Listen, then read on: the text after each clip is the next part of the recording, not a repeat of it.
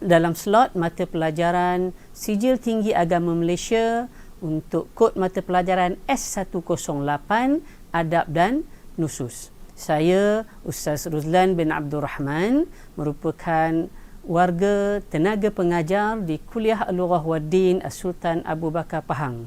Kita insya-Allah petang ini akan bersama-sama mengikuti slot PDPR yang dikendalikan oleh Jabatan Pendidikan Negeri Pahang. Jadi jangan lupa anak pelajar boleh sama-sama untuk subscribe channel ini untuk kemanfaatan di masa akan datang. Baik, kita teruskan kepada topik ataupun tajuk perbincangan kita pada petang ini. Okay. Sebagaimana yang kita ketahui, pembelajaran di dalam adab akan terbahagi kepada dua bahagian, iaitu yang pertamanya asy-syi'ru dan yang keduanya an-nathru, syair dan juga nathar. Okay. Untuk petang ini, sebagaimana yang termaktub di hadapan kita semua, kita akan mempelajari tajuk yang berkaitan dengan nathar ataupun prosa. Okay. Dan fokus kita untuk petang ini, kita tidak akan menyelami keseluruhan topik, sebaliknya kita hanya fokus kepada al-funun al-mustahdasah fi nathri, iaitu bidang ataupun seni moden dalam prosa. Kalau kita lihat dalam sastra Melayu sekalipun, kita akan dapati di sana ada prosa klasik dan ada prosa moden. Contoh prosa klasik, kalau kita belajar dalam kesusastraan Melayu, secara umumnya mungkin kita boleh katakan prosa klasik adalah seperti cerita-cerita hikayat. Mungkin kita boleh masukkan juga dalam kelompok ini adalah seperti cerita yang diceritakan oleh penglipur lara. Sementara bagi prosa moden, kita akan katakan ianya termasuk dalam ruang lingkupnya, kalau sastra Melayu secara umum, ialah cerpen, novel dan juga drama. Jadi pada petang ini, dengan pengetahuan sedia ada yang telah ada pada pelajar sekalian, kita nak ubah, kita nak buat satu pusingan. Kalau sebelum ini kita melihat ataupun kita mempelajari sastra Melayu, petang ini kita akan fokuskan kepada kesusastraan Arab bagi tajuk prosa Arab moden.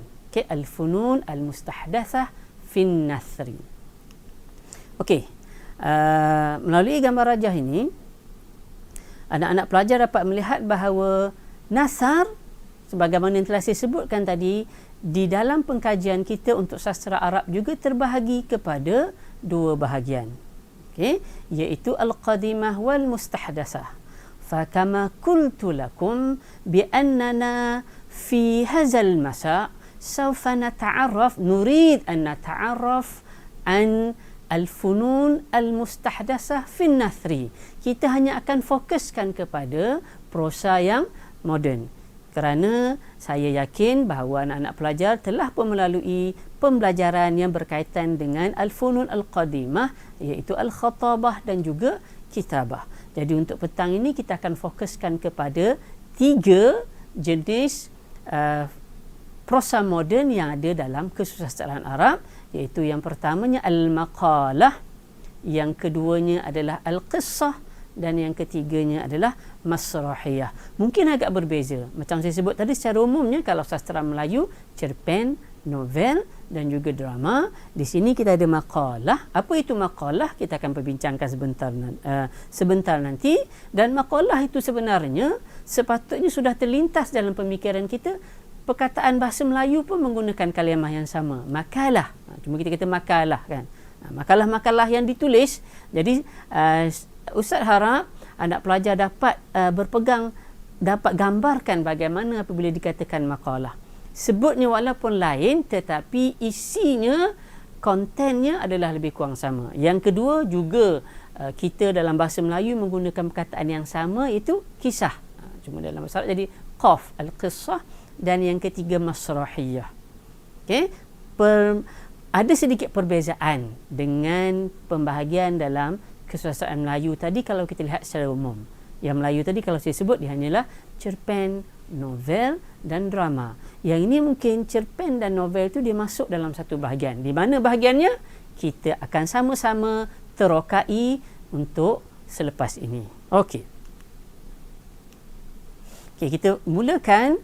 Okey, sawfa nabda insya-Allah bil maqalah. Yang pertama iaitu tentang maqalah. Dan sebagaimana Ustaz cakap tadi, bahasa Malaysia juga menggunakan perkataan makalah, essay. Kan, kamu sebagai pelajar STAM biasa menulis insya. Insya itu sebenarnya adalah sejenis maqalah. Okey, ataupun al-maqal. So, ada 3 perkara utama yang kita fokuskan dalam maqal ini. Topik perbincangan kita akan meliputi, pertamanya ialah mafhum al-maqalah. Yang kedua, anwa al-maqalah.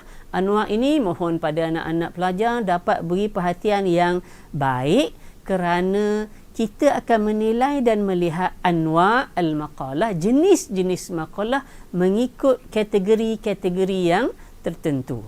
Kan, kita mungkin boleh katakan, oh jenis Ustaz dah sebut dah tadi, mungkin cerpen, novel, tapi di sana ada pembahagian-pembahagian lain yang diperdetailkan, yang diperincikan dalam pengkajian kita ini. Dan yang akhirnya kita akan sama-sama lihat mazahir najahil maqal fi intiqal bil kitabah ila waqi'in jadid.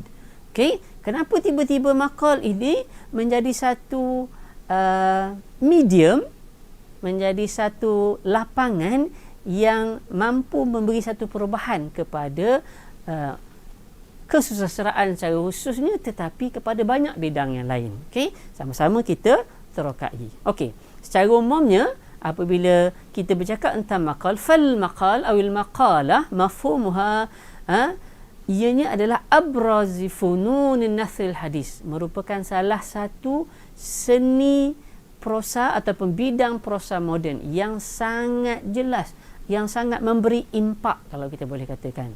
Sebab apa dia beri impak? Kadang-kadang walaupun kita tidak mempelajari sebab kenapa maqalah ini ataupun maqal mampu memberi impak, secara logiknya kita harus memikirkan, secara rasionalnya kita harus fikirkan, kerana mungkin akan ditanya dalam soalan, apakah kenapakah medium ini mampu memberi kesan kepada masyarakat, kepada kesusastraan dan sebagainya. Okay, dan bolehlah kita katakan juga bahawa al-maqalah ni laha alaqah bis-sahafah, mempunyai hubungan yang rapat dengan akhbar.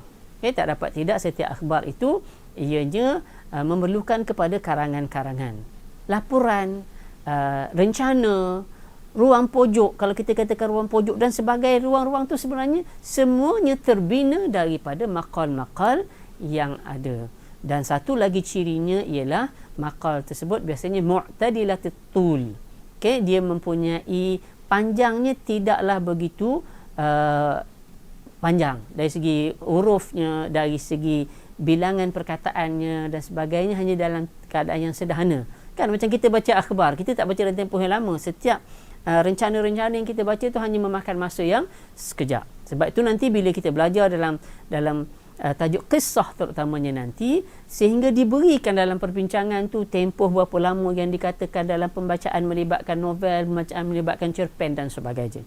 Okey, dan yang menariknya, yang ini boleh kita jadikan jawapan kenapa maqal ini dianggap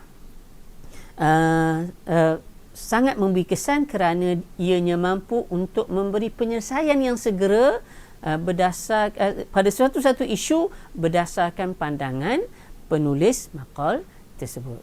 Okey, jadi ini jenis dia kita akan melihat kepada beberapa perkara dari sudut maudhu'nya, uslub, alaqah maudhu'iha bil katib min haisu at-takwin al-fanni, dan juga at-tul dari segi kepanjangannya. Okey, dari segi tajuknya, kan, penulisan esei yang ini sebenarnya adalah idea yang sedia ada, pengetahuan yang kita boleh fikirkan. Apa biasanya kita baca maqal-maqal, esei-esei ataupun rencana-rencana penulisan yang ada. Okey, jadi sini dispesifikkan kepada as-siyasiyah, al-ijtimaiyah, ad-diniyah wa tarikhiyah. Mungkin ada bidang-bidang lain, tetapi saya senaraikan sebagaimana yang terdapat dalam buku teks 4 skop yang utama. Okey. Dari segi uslub, dari segi gaya bahasa, maka maqal itu terbahagi kepada 2, iaitu satunya al-maqal al-ilmiyah ataupun maqalah ilmiyah, yang kedua maqalah adabiyah. Okay. Bila kata ilmiah, daripada namanya, kalau kita sebut pun dalam bahasa Melayu adalah yang berkaitan dengan ilmu, yang berkaitan dengan pengetahuan, ataupun juga yang berkaitan dengan bidang-bidang sains. Sebab itu dikatakan maqalah ilmiah itu dia berkait laha alaqah bil haqa'iq al-ilmiyah. Ada alaqah, ada hubungan, ada silah dengan haqa'iq ilmiah. Summa kanatil maqal laha tartib al-afkar bilughatin qaribatin ila al-jumhur. Biasanya bahasa yang digunakan adalah penyusunan isi-isinya mengikut kronologi dan dekat dengan bahasa yang boleh difahami oleh masyarakat. Kita tulis satu esei tetapi menggunakan bahasa yang tinggi menyebabkan masyarakat tidak faham, maka penyampaian ilmu yang nak kita buat tidak akan sampai dengan baik kepada masyarakat.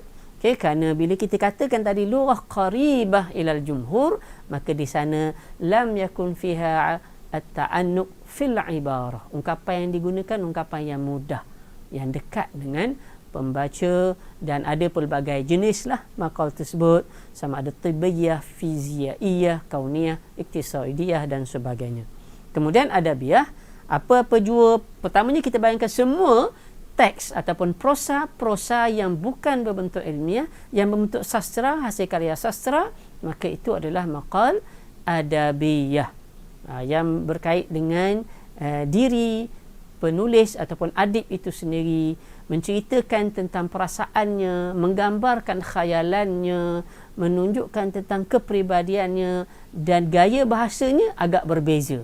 Kalau pada ilmiah tadi, gaya bahasa yang lebih berkait dengan haqa'iq ilmiah, berkait dengan fakta-fakta sains dan sebagainya, bahasa yang lebih mudah. Okay? Tetapi di sini mungkin pada maqalah adabiyah lebih pada bahasa sastra, dan mungkin ada unsur-unsur, kalau dalam bahasa Melayu personifikasinya, unsur-unsur lain-lain yang dia, contoh kalau dalam bahasa Arab ada penggunaan suar bayaniyah, ada tashbih, kinayah, isti'arah, majaz dan sebagainya. Okey. Jadi dia dari segi pembahagian dari jenis, dari segi uslub, kita teruskan kepada dari segi hubungan tajuk sesuatu nasar dengan penulis itu sendiri. Okey, yang ini lebih kurang yang tadi, cuma di sini diberikan istilahnya sebagai al-maqalah al-dhatiyah. Okey, kerana dia berkait dengan apa yang ingin disampaikan oleh penulis itu sendiri. Amma al-ilmiyah fa nusammiha atau tusamma biha bi al-maqalah al-mawdu'iyah. Maqalah mawdu'iyah, ada topik-topik yang tertentu. Okey, kemudian maqal-maqal tadi kita boleh pecahkan dari sudut takwin al-fanninya, daripada skop keseniannya kepada beberapa bahagian. Pertama, maqalah qasasiyah yang berkaitan dengan kisah-kisah. Okey, mana-mana rencana yang menceritakan tentang satu kisah, maka itu adalah maqalah qasasiyah. Maqalah tamsiliyah, ianya merupakan suatu esei yang kadang-kadang menceritakan perasaan penulis, kadang-kadang menceritakan tentang satu mauqif yang tertentu, tetapi penceritaan itu dibuat dalam bentuk tamthiliyah, dalam bentuk lakonan, dalam bentuk penceritaan yang mungkin ianya akan jadi lebih dekat kepada pembaca yang membacanya. Maqalatul rihlat, rihlah, sebut rihlah, saya percaya anak-anak pelajar dapat bayangkan, oh ni rihlah ni piknik. Okey, bukan sekadar piknik sebenarnya, tapi rihlah ni perjalanan. Penulis mungkin menceritakan tentang episod kembara yang dia lalui. Dia dokumenkan episod pengembaraan dia tu ke dalam maqalah. Okey, kalau kita buka mana-mana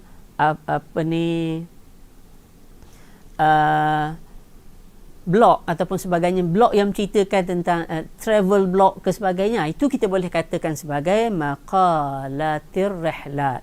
Okey, dan risalah ni adalah berkaitan dengan laporan surat dan sebagainya. Okey, itu pembahagian dari sudut kita lihat. Kalau kita lihat makal-makal yang ditulis itu dari sudut lapangan seninya, okey, at-takwin al-fanni. Okey, kemudian dari sudut panjang pendeknya, makal ni tadi kita kata dah tak panjang kan, rencana yang kita buat tak panjang. Kita bagi pada dua. Pertama makalah apa yang kita ceritakan tadi.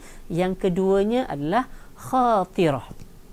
Okey, untuk memudahkan pelajar membezakan di antara makalah dengan khatirah, okay, kita boleh katakan macam ni. Kalau Ustaz percaya kamu semua anak-anak pelajar ada medium untuk interaksi sosial secara maya, kan? Ada yang menggunakan Facebook, Twitter dan sebagainya. Okey, Ustaz bawa contoh Facebook lah. Facebook ni dekat dengan zaman Ustaz. Okey, dalam Facebook ini kita boleh katakan esei yang ditulis ada yang berbentuk makalah. Sekiranya apa yang kita tuliskan di wall kita tu satu perkara yang agak panjang, kan, perkara ilmiah ataupun berkaitan dengan agama, sosial, politik, kemasyarakatan, keagamaan, kita tulis dengan agak panjang, maka itu kita akan katakan ianya kita kategorikan dalam kelompok makalah. Tetapi kalau sekadar apa yang terlintas dalam pemikiran kita, kan, kadang-kadang kita dapat lihat tulisan dalam Twitter, dalam Facebook secara ringkas je, kan, hanya menceritakan apa yang terlintas dalam benak pemikiran sahibul Facebook ke sahibul Twitter tu ke, okey, secara ringkas, okey, dalam 2-3 ayat ataupun satu perenggan yang ringkas, ataupun mungkin 2-3 perenggan tetapi hanya secara ringkas, okey, maka itu kita katakan sebagai khatirah. Khatirah tu maknanya yang lalu, yang terlintas dalam pemikiran kita, maka itu kita katakan al-khatirah.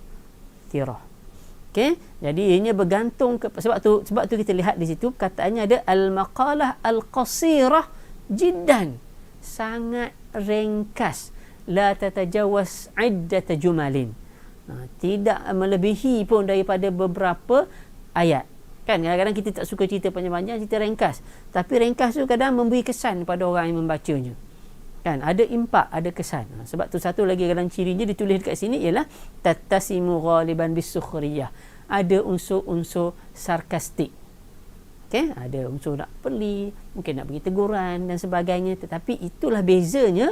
Yang dekat dengan kita, yang secara realitinya kita boleh nampak di antara al-maqalah dengan al-khatirah. Okey, mungkin lepas ni boleh tengok, oh, okey, yang ni kita boleh kata ini maqalah. Buka esei ni, oh yang ni ringkas je, dia cerita sikit je, kan, sepintas lalu saja. Okey, sepintas lalu, kan, bila kita sebut sepintas lalu pun, kita baca pun sepintas lalu habis dah, maka itu kita katakan sebagai khatirah. Okey, sebab apa maqal ini dia berjaya membawa penulisan kepada satu wakil yang baru, kepada satu situasi yang baru. Okey, ada beberapa sebab. Kerana bila penulisan yang bebas, tak terikat dengan syair, tidak terikat dengan prosa lama sebagainya, maka memudahkan penulis untuk mengekspresikan apa yang dia ingin, untuk menggambarkan, menzahirkan apa dia nak cerita. Nak buat syair pun kadang boleh cerita, kan, macam kita belajar Syauqi, boleh dia buat syair menceritakan tentang zilzal fi Yaban, zilzal fi Roma, kan, gempa bumi yang berlaku di Jepun dan sebagainya, dan kita baca, kita hayati, kita dapat gambarkan peristiwa tersebut. Tetapi bila nak buat dalam bentuk syair, banyak perkara yang kita perlu fikirkan, rangkap dia, taf'ilatnya, apa baharnya, kalimah-kalimah yang nak digunakan, terlalu banyak. Berbeza dengan penulisan maqal, kadang-kadang dia adalah penulisan yang direct, mungkin lepas tu dia edit sikit-sikit, tapi pemikirannya tidaklah sebegitu berat untuk dilontarkan idea sebagaimana idea yang mahu dilontarkan di dalam syair. Okey, dan Ini antara sebabnya ialah kerana ikhtifa al-ibarat al-qadimah. Okay, tidak adanya penggunaan ungkapan-ungkapan lama. Okay, kadang-kadang macam kita lah contoh. Kalau kita lihat dunia yang dekat dengan kita sekarang ni, makal kita tak ada lagi kita jumpa yang menggunakan perkataan arakian. Maka tu adalah sikit-sikit tapi tak banyak kan. Bahasa-bahasa lama tu tak ada. Yang kita katakan bahasa dalam bentuk prosa klasik, tak ada. Okay? Bahasanya sekarang dalam surat khabar dan sebagainya, bahasa yang direct. Biasa bahasa yang dekat dengan kita, baca sekali terus faham. Bahkan yang kadang kita baca pun kita tak faham. Kan? Tak faham maksud saya terlalu ringkas, terutamanya tajuk-tajuk akhbar contohnya. Kan kadang kita baca isi baru kita tahu apa yang diceritakan, apa yang dilaporkan oleh wartawan tersebut. Okey, begitu juga ikhtifa al-mubalaghat, tak adanya penggunaan tashbihat, isti'arat yang lama-lama yang bukan dekat dengan jiwa pembaca masa kini. Okey, kurangnya istishhad, okey, dengan perkara-perkara yang tertentu. Kilatut taraduf, tidak ada ayat yang dalam satu ayat ada perkataan seerti ataupun perkataan berlawan, contohnya suka duka kan, ataupun jarang kita jumpa dalam penulisan satu makal ataupun rencana yang buat tulis perkataan duka lara dan sebagainya. Kalau duka saja kan, dia tak ada perkataan-perkataan yang seerti dan sebagainya yang memanjangkan jumlah. Okey, perkataan dia straight to the point, musawatul alfaz lil ma'ani, sumul khayal wa shumul fikrah. Fikrah dia yang shumul, idea yang luas. Okey, dan ibarat yang baik yang disampaikan. Dan walaupun masih ada lagi penggunaan tashbihat, isti'arah, tetapi tashbih dan isti'arah dalam budaya Arab yang dekat dengan budaya dan kehidupan Arab pada masa sekarang. Okay? Macam kita kebanyakannya perumpamaan kita daripada dahulu sampailah sekarang itulah perumpamaan yang kita gunakan. Kecuali kalau anak-anak pelajar rajin untuk melayari web Dewan Bahasa dan Pustaka, maka kita lihat ada perumpamaan peribahasa yang baru yang dikeluarkan oleh Dewan Bahasa dan Pustaka. Kan sampai baru ni ada peribahasa, perumpamaan yang ataupun kiasan yang menimbulkan kadang-kadang perbahasan yang rancak di kalangan warga netizen. Kan? Itu yang baru. Kebanyakannya kita hanya dalam contoh yang kita bawa semuanya perkara-perkara yang lama. Tapi yang Arab dia suka benda itu berkembang dan terus berkembang, dan dalam budaya kita pun sekarang kita lihat benda itu semakin berkembang. Okey, itu tadi perkara yang kita perlu tahu dalam maqal. Kita nak masuk kepada bahagian yang kedua, al-qasasi. Okay, kisah-kisah. Okay, jadi perkara yang nak kita ceritakan dalam kisah ni adalah nak kita fokuskan adalah juzurul fanil qasasi, asal pembentukan ataupun di mana fanul qasasi ni dalam adab al-arabi, kemudian perkembangan dia, atwarul fanil qasasi. Kita juga nak lihat tentang anwa' dia, jenis-jenis dia. Okey, dan juga muqawwanatul qissah. Dalam muqawwanatul qissah ni kita soalannya kita sebagaimana pembelajaran kita dalam sastra Melayu, mungkin dalam Komsas dulu ada kan. Kalau zaman saya dulu sastra Melayu adalah satu mata pelajaran, bukan hanya komponen. Jadi muqawwanatul qissah ni kami dahulu belajar. Okey, mungkin anak-anak pelajar sekarang pun dalam sukatan Komsas ada mempelajarinya. Okey, kalau kita lihat, okey, akar ataupun asas penceritaan ataupun kisah-kisah ni, hikayat dan sebagainya ni dalam perumpamaan Arab sebenarnya sudah ada semenjak pada zaman jahiliyah. Sebab itu sebenarnya apabila kita mengkaji al-adab al-arabi, kita mengkaji sastra Arab, kita akan bermula pengkajian kita dengan asrul jahili, kemudian asrul sadril Islam, asrul Umawi, Abbasi dan seterusnya, sehinggalah yang kita fokuskan pada stam ni asrul hadis. Okay, sebabnya asalnya ataupun akarnya bermula daripada al-asrul jahili. Okay, banyak dalam asrul jahili itu contoh-contoh kisah yang menggambarkan tentang kehidupan mereka dalam pelbagai sudut kehidupan. Kan? Mungkin kita banyak tahu dalam syair, tapi dalam syair itu boleh dibuatkan cerita oleh masyarakat Arab. Okay? Dan bagaimana penceritaan ini berlaku? Penceritaan ini berlaku adalah secara musyafahah. Okay? Secara lisan. dan diwarisi jilan ba'da jil. Okey, diwarisi daripada satu generasi kepada generasi yang lain. Kemudian bidang ini ataupun pengkisahan ni, penceritaan ni dia semakin berkembang sehinggalah sampai kepada zaman Abbasi. Kemudian seterusnya berkembang pada zaman moden ni bila banyaknya ada hubungan interaksi di antara pelbagai kemajuan. Ada dengan saqafah gharbiyah, mungkin saqafah hindiyah, al-farisiyah dan sebagainya, membentuk satu skop yang luas dalam adab yang berkaitan dengan al-qissah. Kan?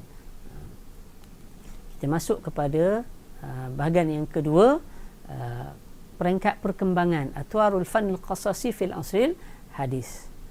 Okey, ada 6 peringkat yang kita perlu tahu. Okey, kebanyakan peringkat ni yang perlu anak-anak pelajar ingatkan, ianya ada tokoh-tokoh yang tertentu dan peranan umum tokoh-tokoh tersebut. Okey, jadi kita perlu ambil perhatian, beri penekanan dengan siapa tokoh tersebut dan apa peranan dia, apa yang dia buat. Okey, kita akan lihat.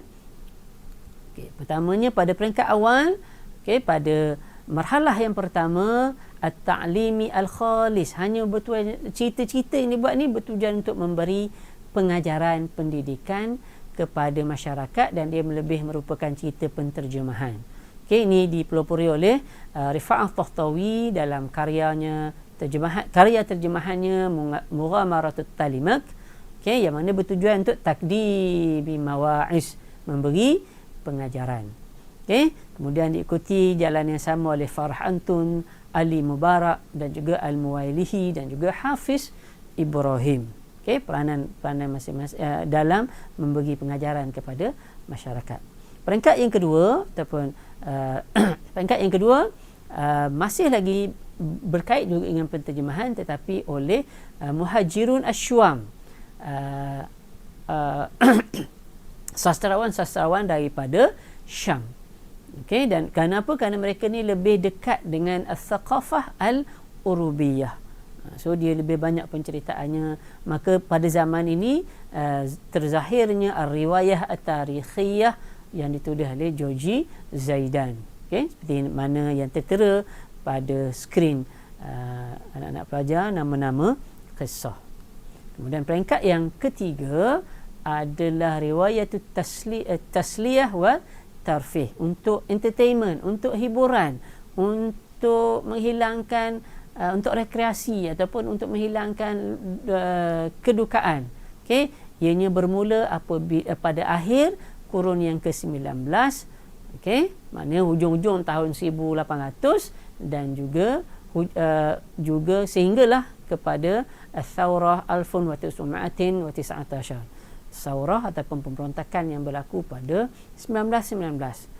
Saurah 1919 ni harus dekat dengan jiwa anak-anak pelajar kerana banyak tajuk yang kita pelajari banyak ada kaitan dengan Saurah 1919. Okey. Tapi pada ketika ini walaupun dah ada perubahan, kisah-kisah ni yang berbentuk novel dan sebagainya yang dikeluarkan tadi masih belum dapat diterima oleh masyarakat Arab secara umumnya. Sebab tu dia kata masih lagi ghair mu'taraf, tidak diiktiraf dalam kehidupan al-adabiyah al-Nasriyah. Walaupun dah berlaku seni tu dah semakin berkembang apabila tercetusnya pemberontakan revolusi 1919 dan telah muncul pun masa tu satu novel yang ditulis oleh Husin Haikal. Okay. Berkaitan dengan novel yang ditulis oleh Husin Haikal ini, anak-anak cuba cari dalam buku apa kaitan bila dia kata ghair mu'taraf, apa yang dia buat, kan dia guna nama samaran dan sebagainya. Ada 2-3 perkara yang berkaitan dengan tu yang anak-anak perlu perdalaminya dalam pembacaan dan perbincangan anak-anak pelajar. Okey, peringkat yang keempat, dah mula dapat i'tiraf, okey, riwayah tasliyah wa tarfih zat al-bu'd al-ijtima'i, yang dah dekat dah dengan jiwa masyarakat. Mula dah ada i'tiraf biha minal masriyin. Okey, dan ianya lebih berkaitan dengan perubahan-perubahan masyarakat yang berlaku dari sudut al-fikriyah dan juga siyasiyah, dari sudut politiknya. Maka muncullah nama-nama seperti Isa Abid, Mahmud Taimur, Tahir Lashin yang melahirkan riwayah. Okey, bila sebut riwayah adalah novel. Okey. Yang kelima, munculnya pelbagai bentuk riwayat. Tiar zuhuril alwanil mukhtalifati minar riwayat. Okey, ada riwayat yang temanya ataupun kategorinya adalah nafsiyah, ada al-ijtimaiyah, as-siyasiyah, riwayah az-zatiyah. Antaranya yang terkenal pada ketika ini adalah Taha Hussein, novelnya Al-Ayyam, dan juga Sarah oleh Abbas Al-Aqad, begitu juga oleh Mazni Taufiq Hakim dan sebagainya. Okey. Yang ini setelah mendapat pengiktirafan dalam peringkat yang sebelumnya, maka di peringkat yang ini kita boleh katakan peringkat yang akhir, sastra-sastra Arab tu mula dikenali di peringkat antarabangsa. Ini hasil usaha siapa? Hasil usaha daripada Najib Mahfuz yang banyak menulis qasasin qasirah wa riwayat, yang waqi'iyah. Cerpen-cerpen dan novel yang ditulis oleh Najib Mahfuz mula mendapat tempat, dan perkembangan ini menjadi semakin baik apabila kisah-kisah atau riwayah ini diikuti pergerakannya, perkembangannya oleh generasi yang selepas Najib Mahfuz, generasi yang kedua dan juga generasi yang ketiga. Dalam buku ataupun di sini pun Ustaz ada bawa beberapa nama sebagai contoh untuk anak-anak dapat kemukakan contoh sekiranya dikehendaki. Jenis-jenis fan al-qasasi, al-qissah, kisah, al-riwayah, novel, al-qissah qasirah, cerpen, al-aqsusah pun juga cerpen. Di sini antara kisah qasirah dengan aqsusah, ini kadang-kadang lebih pada mereka yang mengkaji sastra, tetapi dalam masa yang sama kedua-duanya lebih dianggap sebagai perkara yang sama. Namun oleh kerana telah diasingkan oleh pengarang dalam buku teks, maka kita ikutlah susunan dan sukatan yang telah ada di dalam buku teks, maka kita asingkan. Kalau pada pendapat Ustaz sendiri dan melalui pembacaan, al-qisah al-qasirah dengan aqsusah ni adalah lebih kurang perkara yang sama. Okey. Sebab tu kisah ni dia tidak ada madlul istilahi muhaddad. Dia tak ada satu yang tepat, kerana dia semua kisah tu adalah dianggap sebagai kisah. Cumanya yang dia bagi kadang-kadang had yang membezakan kisah ni dengan novel ialah dia tak sampai had panjang dia kepada riwayah, wala yaqsur inda hadil aqsusah, dan tidak perlu menjadi terlalu ringkas. Dan dia juga merangkumi pelbagai tajuk mustamalatul fanil qasasi. Dia lebih umum, satu fan yang umum. Kalau macam kita ada cerpen, novel, cuma dia ada antara tu, dia ada lagi satu media ataupun yang ketiga di antara cerpen dan novel. Dah ada dua, ada yang ketiga. Riwayah kita dah tahu novel, anak-anak boleh bayangkan novel maknanya qissah tawilah, yang paling besar, yang ada kaitan dengan tempoh masa cerita dia panjang, berbagai plot-plotnya yang berlaku, tu'aliju fatratan minal hayah ala tafasil tawilah. Dan penceritaan dalam novel ni biasanya secara tahlilil ahdas, penceritaan yang lebih detail. Kalau dalam cerpen kan cerita ringkas, cerpen ni satu muka surat je, kadang satu muka surat setengah, jadi dia ringkas, berbeza dengan riwayah. Kemudian kita ada kisah qasirah yang ringkas, macam mana Ustaz dah sebut tadi, terfokus kepada kadang-kadang penceritaan cerpen ni pada seseorang ataupun sesuatu peristiwa. Kalimah pun siap bagi contoh kalimahnya antara 1,500 ke 10,000. Aqsusah. Ustaz biasa ingatkan pada pelajar, Ustaz nak ingat je cerpen ni sebut dia susah sebab tu dia buat ringkas. Kadang Ustaz Melayu kan sebutan dia jadi aku susah, sebab susah nak buat. Riwayah senang nak buat panjang-panjang. Sebab tu dia kata amalun riwaiyun aqsur, yang ringkas, lebih ringkas pada kisah saghirah. Penceritaan dia tu cepat, tatabu' as-sari'. Dan nak menggambarkan satu yang disukai oleh penceritanya ataupun satu yang tidak disukai oleh pencerita. Mukawwanatul qissah, ini maknanya komponen satu-satu cerita mesti ada hadas ataupun plot, syakhsiah, watak, dialog dan juga naratif cerita. Kemudian biasanya mestilah bila buat cerita apa-apa semua ada berkaitan dengan bila cerita itu berlaku dan di mana ianya berlaku. Okey, yang ini kita lihat sekali lalu. Apa dia al-fa'lul qasasi, menunjukkan harakat syakhsiah dan juga tajribah insaniah, plot dia. Ini watak. Dalam watak ni, selain kita nak tahu apa itu watak, cuba anak-anak lihat, anak pelajar lihat pada poin yang ketiga dan yang keempat. Okey, dia ada situ syakhsiah ni, watak ni diterbagi pada raisah dan thanawiyah, watak utama dan watak sampingan. Cuba dapatkan dalam buku teks ataupun mana-mana rujukan penceritaan tentang apa dia syakhsiah, raisah dan juga thanawiyah. Begitu juga pembahagian yang lain. Watak-watak dalam ni kadang-kadang ada watak yang namiah, watak yang berkembang dan watak yang statik. Okey, musattahah. Okey, so ini sila rujuk dan dapatkan pendetailan dalam buku teks. Sebab kita dah nampak dah maknanya dalam bahasa Melayu, kita dah tahu dah, tapi nak dapatkan pendetailannya ada dalam buku teks ataupun boleh layari mana-mana laman web yang berkaitan dengan penceritaan kisah. Okey, ini tentang dialog, bahasa yang digunakan, okey, penceritaan tu yang keluar daripada bahasa, dan juga apa hiwar adalah apa yang dituturkan oleh watak-watak tersebut. Okey, dan bi'ah, suasana yang berkaitan dengan zaman dan juga makan, berkaitan dengan adalah merupakan al-anasir al-asasiyah, kan? Dua komponen yang kuat dalam untuk satu cerita. Bila penceritaan ni kita nak gambarkan di mana cerita tu berlaku, tempatnya, bila dia berlaku tu, zamannya, perlu digambarkan dalam sesuatu kisah. Dan kita masuk yang ketiga, sikit lagi masa kita, insya-Allah kita masuk pada komponen yang ketiga. Kalau dalam sastra Melayu disebut tadi sebagai drama, cuma dalam Arab ni dia lebih fokus pada masrahiyah, pada teater, pementasan. Okey, antara perkara yang kita nak lihat apa mafhumnya, asas-asas pembinaannya, perkembangannya,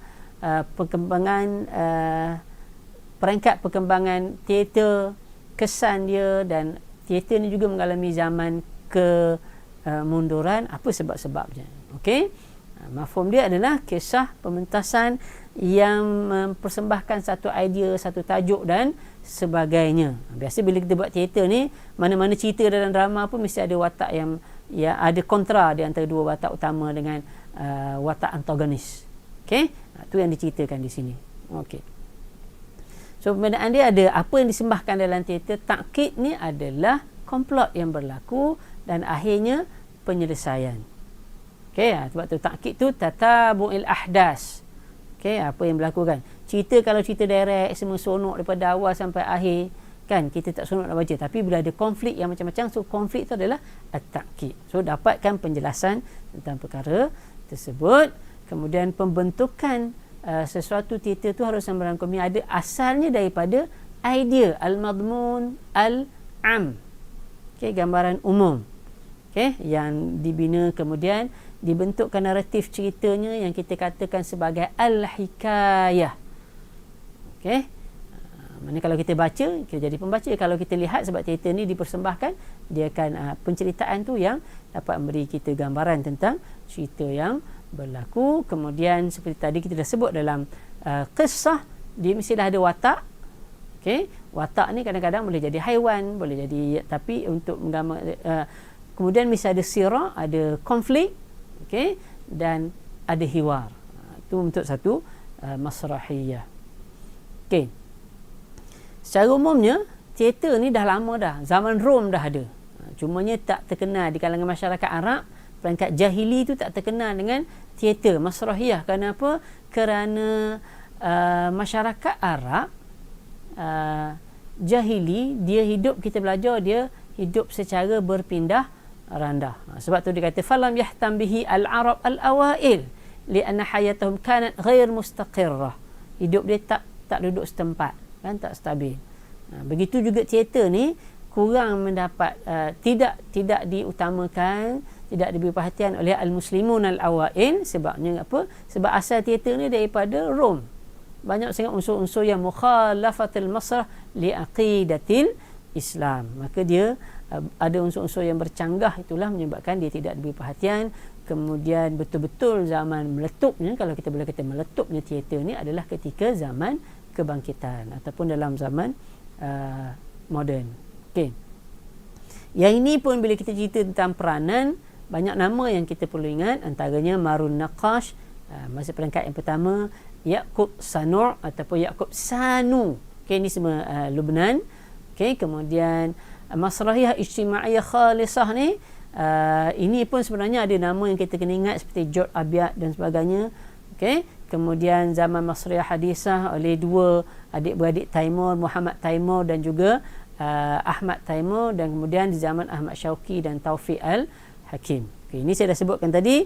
Sebab tu Marun Naqash ini dianggap sebagai raid, pelopor kepada pementasan Arab, yang mana pementasan dia menggunakan bahasa yang mudah, cenderung kepada bahasa yang mudah, yang dekat, okay, yang kelakar, yang dekat dengan jiwa pendengar ataupun penonton. Okay. Kemudian peringkat yang kedua, yang ini makin berkembang semasa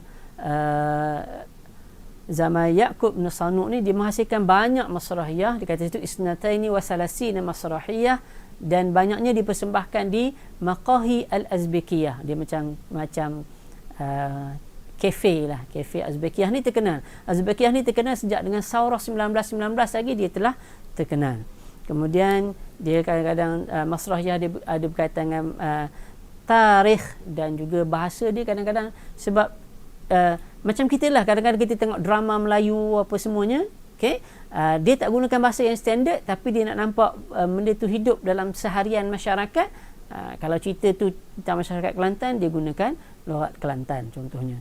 Kalau utara dengan utara, kan? Kalau cerita orang Pahang tu berlakon kat Raub contohnya, tentang gaya bahasa orang Pahang.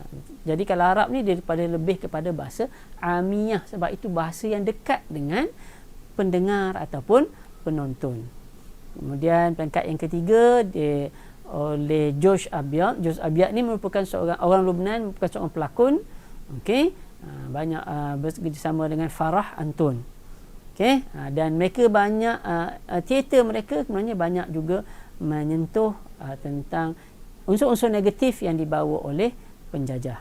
Kemudian zaman perkembangan seterusnya, ini zaman yang keempat, oleh dua tokoh yang saya sebutkan tadi, Mahmud Taimur dan juga Muhammad Taimur, yang banyak berkaitan untuk mu'alajah, untuk menyelesaikan masalah masyarakat. Okey, sebenarnya seronok kalau kita dapat cerita tentang Al-Usfur fil Qafsi tu. Kalau anak-anak boleh cari dalam web ke sebagainya, ceritanya sangat menarik sebab dia berkaitan dengan pendidikan yang terlalu keras kepada anak. Tu cerita dalam Al-Usfur fil Qafsi. Okay, menarik ceritanya. Al-Hawiyah tu berkaitan dengan masalah penagihan dadah. Kemudian masalah penagihan. Kemudian peringkat yang terakhir, Izdihar Al-Haqiqi oleh dua tokoh, Ahmad Syauqi. Ahmad Syauqi ni dia banyak, kita boleh katakan kalau dalam bahasa kita dalam sastra Arab adalah masrahiyah syi'riyah. Cumanya dalam budaya kita yang lebih dekat pada kita ialah teater musical ataupun cerita filem musical. Okay? Yang ada tajuk sini, kita tengok situ ada tajuk Masra' Cleopatra. Masra' Cleopatra tu yang kita kadang-kadang kita ingat tajuk yang kita belajar dalam nusus tu sebagai Masrahiyah Cleopatra. Tajuk sebenarnya adalah Masra' Cleopatra, The Death of Cleopatra. Okay? Begitu juga Taufiq Hakim, Masrahiyah Nasriyah, yang bentuk biasalah, bukan bentuk syair sebagaimana yang dibuat oleh Ahmad Syauqi. Okey. Kemudian dengan berlakunya perkembangan ni tadi memberi kesan kepada gerakan pembinaan ataupun kepada berkembangnya pementasan. Okey, banyaknya gerakan ataupun diwujudkan lakonan-lakonan dan banyaknya terbentuk kumpulan-kumpulan teater, dan penulis-penulis juga melahirkan banyak hasil-hasil karya yang berkaitan dengan teater. Okey, tapi juga berlaku sebenarnya zaman kemunduran ataupun kejatuhan Masrahiyah Arabiyah disebabkan kurangnya mendapat sokongan daripada daulah. Dhaful Masrah Al-Qawmi Al-Mad'u min ad-daulah. Yang kedua, timbul terlalu banyaknya teater-teater yang khususah ni, macam kita kata yang swasta, bukan yang daulah, yang lebih kepada nak mencari sumber pendapatan, bukan untuk menzahirkan hasil kesenian ataupun kesusasteraan. Okey, dan dia juga menjadi tak berkembangnya teater ni adalah kerana lebih akhirnya ia menjadi sebagai aspek hiburan semata-mata, bukan aspek untuk kesusasteraan. Okey, dan tu tiga tadi secara ringkas dan mungkin ekspres sikit tadi Ustaz sebut tentang tiga komponen, maqalah, qissah dan juga masrahiyah. Okey, semoga walaupun kurang pendetailan, tapi harapan Ustaz anak-anak dapat melihatnya, dapat gambaran umum dan dapat membuat perbincangan, pengkajian dengan meneliti dalam buku teks dan buku-buku rujukan. Okey, ni contoh sikit sebelum kita berakhir, beberapa soalan tadribat. Okey, contoh soalan dia, lima kanatil maqalah aksar fununil adabiyah isti'aban wa syumulan li syatal mawdu'at. Okey, yajibu alaikum idza aradta an tujiba al-as'ilah fa alaikum an ta'rifa mafhum al-nathri atau mafhum al-maqal wa ma asy-sya'ru. Okey, kemampuan kita membezakan di antara dua ni boleh kita masukkan ke dalam jawapan. Begitu juga dengan soalan kedua, limaza yughlabu 'ala al-maqalah kaunuha ta'biran an zati katibiha. Kita baca esei, ini pendapat, kita kata ini pendapat dia kan, dalam esei ini pendapat dia. Jadi kenapa lebih pada pendapat penulis, bukannya satu kadang-kadang sudut ilmu yang umum. Okey, jadi contoh jawapan daripada soalan yang pertama, kerana sebab tadi Ustaz ada sebut tadi, prosa ini, esei ini lebih mudah, lebih dekat, bahasa yang mudah, tidak seperti syair yang memerlukan wazan, rangkap dan sebagainya. Jadi syair ini dia dapat tu'aliju mawdu'at syadidatut ta'qid. Okay, yang ini mungkin tak dapat dilakukan oleh syair, kisah dan masrahiyah.